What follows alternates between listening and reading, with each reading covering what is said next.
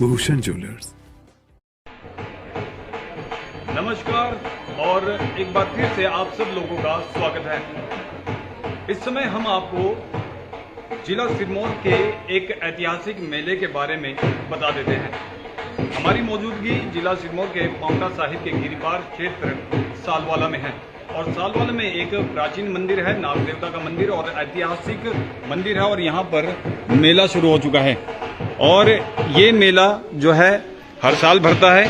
इसकी एक प्राचीन गाथा है और पौराणिक कथा के अनुसार ये बताया जाता है कि जो जिला सिरमौर के राजा थे उनकी धर्मपत्नी जब यहाँ पहुँची तो उन्हें 2 पुत्र हुए और एक पुत्र, क्योंकि ढाक के पेड़ के नीचे ये संतान हुई थी तो एक पुत्र का नाम ढाक प्रकाश रखा गया और दूसरा जो पुत्र था वो नाग के रूप में हुआ। और जैसे ही वो नाग के रूप में हुआ तो वो यहाँ से वो फिर इस स्थान पर अदृश्य हो गए। तब से लगभग 11वीं शताब्दी की ये बात है, तब से अब तक यहाँ पर नाग देवता का मंदिर लगता है और हिमाचल ही नहीं पड़ोसी राज्य उत्तराखंड से भी यहाँ पर लोग फसल नजराने के रूप में लेकर आते हैं और नाग देवता को चढ़ाते हैं। आप ये मंदिर के दर्शन कीजिए। सबसे पहले नाग देवता और ये नाग देवता का मंदिर, और यहाँ पर एक इतिहास भी हम आपको बताते हैं। अभी आपको एक बावड़ी दिखाएंगे। यहाँ पर अभी भी पानी है और हर 5 साल बाद लगभग ऐसा होता है, ये इस बावड़ी में जो है पानी इतना रहता है, जलमग्न ये बावड़ी हो जाती है। हर 5 साल बाद लगभग होता है। कारण उसका ये है कि नाग देवता जब जलमग्न होते हैं तो उस वजह से यहाँ पर पानी नहीं सूखता। यहाँ पर मशीनों से भी पानी सुखाने का प्रयास किया जाता है, लेकिन ये पानी जितना मशीनों से निकालते हैं उतना ही फिर ये भर जाता है। लगभग 5 साल बाद ये इतिहास फिर दोहराया जाता है। इस समय हमारे साथ भंडारी जी मौजूद है और भंडारी जी से जानना चाहेंगे, सर ये पानी के बारे में भी और थोड़ा मंदिर के बारे में बताएं। ये पानी जो है 5 साल में देवता जलमग्न होता है उस समय ये पानी भर जाता है। इसको हमने निकालने का भी कई बार प्रयास किया, परंतु तो इसको जितना निकालते हैं उतना ज़्यादा भर जाता है। इसलिए ये अपने आप ही दशहरे के टाइम में सूख जाता है पानी में। जब मेला आता है तो उस टाइम ये कम हो जाता है। तो देखिए ये भी एक चमत्कार है और इतिहास है। दूसरा हम आपको बता दें कि अब आप मंदिर देखिए। अगर हम पिछले 20 साल की बात करें तो 20 साल पहले जब हम यहाँ देखते थे तो ये सिर्फ गुंबज ये थोड़ी बचती थी, बजरी से ये भर जाता था, पानी से ये लबालब हो जाता था। और जब यहाँ पर मेले में लोग आते थे तो ऊपर ही पुजारी लोगों को भी ऊपर बैठना पड़ता था और मंदिर छोड़कर बाहर जाना पड़ता था। लेकिन आज अगर आप स्थिति देखें तो रमणीय, बहुत ही सुंदर ये भव्य मंदिर बन चुके हैं। मंदिर कमेटी का इसमें प्रयास और रहा है और खुद भंडारी जी का इसमें जो है निजी प्रयास भी रहा है।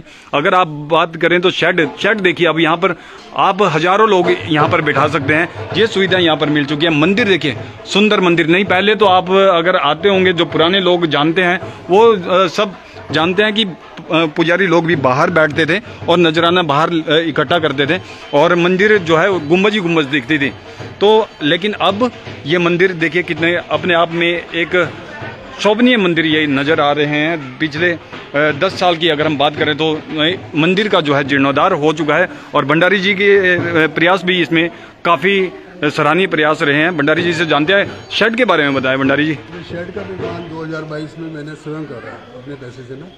इसमें 6 लाख के करीब लागत आई है। लगभग 6 लाख के करीब ये मैंने खुद करवाया। तो अब आप देखिए कि भंडारी जी का कहना है इन्होंने खुद निजी प्रयास से ये शेड लगाया और यहाँ पर अब आप देखिए कि हजारों लोग यहाँ पर बैठ सकते हैं। और ये बरसात के समय में कितना जलमग्न हुआ था वो हमने आपको नाग पंचमी में लाइव के माध्यम से दिखाया था, लबालब हो गया था। लेकिन अब आप देखिए कि कितना सुंदर, और ऊपर धर्मशाला भी यहाँ पर बनी है। अब अगर हम आपको धर्मशाला दिखाएं तो वो भी हम आपको दिखाने का प्रयास करेंगे। ये देखिए ये फसल इस तरह से नजराने के रूप में लोग लेकर आते हैं। बहुत ही शोभनीय मंदिर निर्माण यहाँ पर। और ये देखिए धर्मशाला अब यहाँ पर तैयार हो चुकी है। ये पीने के पानी की व्यवस्था भी अब हो चुकी है क्योंकि अब मंदिर में हजारों लोग यहाँ पर पहुँचते हैं। उधर शौचालय बनाए हुए जी हाँ, ये देखिए शौचालय भी यहाँ पर बन चुके हैं लोगों के लिए, लोगों की सुविधा के लिए। ये कार्यालय हैं और ये धर्मशाला यहाँ पे धर्मशाला बनाई गई है, ये उधर भंडार बनाया गया, ये देखिए ये धर्मशाला। ये धर्मशाला है। अगर क्योंकि दूर दराज से लोग आते हैं रात को यहाँ पर सोने का, अभी भी कोई लोग सोए हुए हैं जो रात भर जागे हुए थे। तो अब आप देखिए भंडार है, ये भंडार है यहाँ पर। ट्रेनिंग वाल लगाई हुई है सारे। और ये अब देखिए यहाँ पर पहले ऐसा नहीं होता था। और ये देखिए शौचालय भी यहाँ पर खुल चुके हैं। तो भंडारी जी का प्रयास भी बहुत ही सराहनीय प्रयास यहाँ पर रहा है। अब आप देखिए कि लाखों रुपए की तो शेड ही इन्होंने लगाई है और लगातार ये मंदिर के प्रयास के लिए काम करते रहते हैं। तो बहुत ही सुंदर। अब और ये कार्यालय यहाँ पर अब आप देख सकते हैं, ये कार्यालय है। और इतिहास की बात हम भंडारी जी से भी जानना चाहें। सर एक बार फिर से आप बताएं जरा इस मंदिर का इतिहास कि किस तरह से। इसका इतिहास बड़ा पुराना है। देखिए सिरमौर स्टेट मैरिज हुई थी, उसके बाद यहाँ पे एक रानी आई थी जो कि बची हुई थी, वहाँ पे अकेली आई थी यहाँ पे ना फौज के साथ। तो यहाँ पे एक नाग का पेड़ होता था, वहाँ पे इनको पीड़ा हुई तो उसके एक नाग पैदा हुआ, एक राजा पैदा हुआ। राजा जो है पहला राजा ढाक प्रकाश बना वहाँ पे नाहन में, और उस समय का ये मंदिर यहाँ पे राजा ढाक प्रकाश ने बनवाया। उस टाइम का ये नाग देवता की याद में उस समय से यहाँ मेला लगता है। मेला लगता है। और यहाँ पर मूर्तियां भी निकली है, एक प्राचीन मूर्ति 11वीं शताब्दी की। हमने इसको आर्कियोलॉजी वालों से करवाया था, सर्टिफिकेट दिए थे। ठीक है। 11वीं शताब्दी की मूर्तियां हैं जितने की यहाँ पे हैं। तो देखा आपने कि कितने वो मंदिर में रखी है वो मूर्तियां। वो यहाँ रखी है सर। ठीक है। कुछ तो मंदिर में रखी है, कुछ यहाँ पे रखी है। ठीक है। तो सुना आपने कि कितना पुराना इतिहास है इस मंदिर का। और यहाँ पर दूर दराज से लोग पहुँचते हैं, अपनी मन्नतें मांगते हैं, मन्नतें उनकी पूरी होती है, नाग देवता उन पर अपनी कृपा बरसाते हैं। और अब आप देखिए यहाँ पर साल में अब 2 बार लोग यहाँ पहुँचते हैं।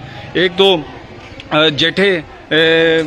जेठे द्वार गर्मियों में, और एक अभी दशहरे का जो ये त्यौहार है यहाँ पर लोग पहुँचते हैं। और फसल के रूप में गर्मियों में गेहूँ लेकर आते हैं, और अब मक्की होती है तो अब मक्की का नजराना लेकर, फसल का जो नजराना है वो यहाँ पर लेकर आते हैं और नाग देवता को चढ़ाते हैं। तो ये एक प्राचीन इतिहास है।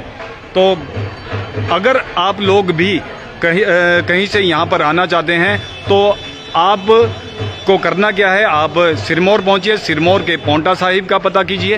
पौंटा साहिब से मात्र 10 या 15 किलोमीटर दूर सालवाला है, और सालवाला में ये ऐतिहासिक मंदिर है, नाग देवता का मंदिर। हमने आपको दर्शन करवाए और फिर भी हम आपको करवा देते हैं दर्शन और करवा देते हैं। फिलहाल आप ये देखिए मंदिर यहाँ पर मेला भरा हुआ है और 3 दिन तक ये मेला चलेगा।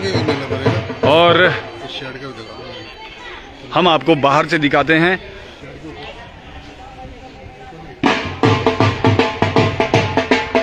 ये मंदिर यहाँ पर शुरू हो चुका है, और ये अब आप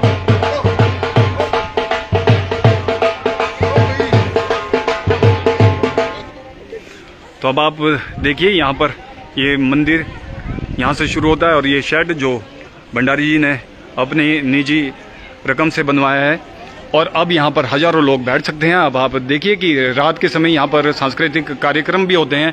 पिछली रात हमने खबर के माध्यम से आपको दिखाया है। और ये अब वो मंदिर देखिए कि अब पिछले 20 साल की हमने आपको बात बताई कि किस तरह से लोग आते थे और मंदिर में पानी होता था, बजरी से भरा होता था, और लोग फिर जो है इधर उधर बैठकर, पुजारी लोग भी ऊपर बैठते थे और फिर वहीं पर फसल का नजराना चढ़ाकर लोग अब दूर से ही नतमस्तक होकर चले जाते थे। लेकिन अब मंदिर की खूबसूरती देखिए आप। और ये देखिए बावड़ी का इतिहास हमने आपको बता दिया कि लगभग 5 साल में लगभग फिर से पानी यहाँ पर भर जाता है। और उसकी क्या कहानी है वो चमत्कार ही है, क्योंकि पंप लगाकर भी पानी यहाँ से नहीं सुखाया जा सकता। और ये आप देखिए मंदिर। और अब हम आपको नाग देवता के मंदिर ले चलते हैं। फिलहाल ये आप मूर्ति के दर्शन कीजिए। यहाँ पर दूर दराज से लोग पहुँचते हैं।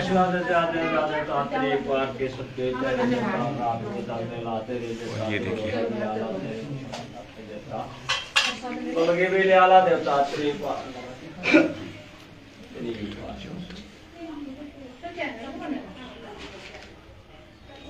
यहाँ पर जो मूर्तियाँ बताई गई है मंदिर कमेटी द्वारा कि 11वीं शताब्दी की ये मूर्तियाँ हैं।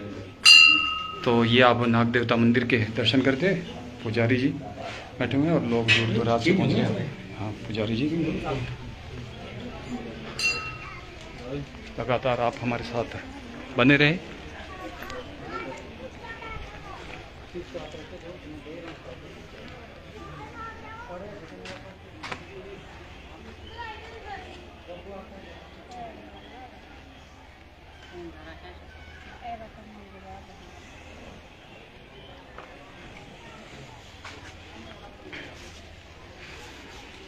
तो ये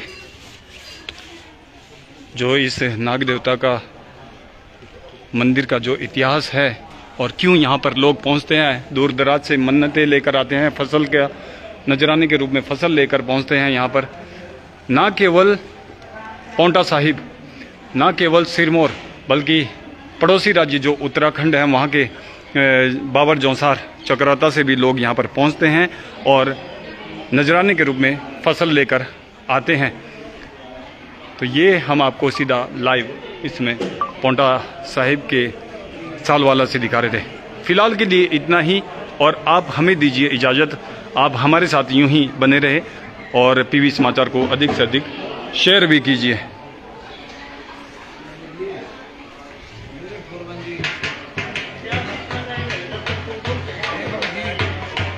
जय हो।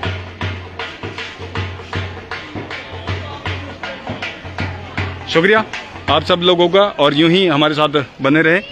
और ये देखिए आप मंदिर, और मंदिर परिसर के बाहर फिर मेला लगा हुआ। शुक्रिया, धन्यवाद, दीजिए इजाजत। भूषण ज्वेलर्स।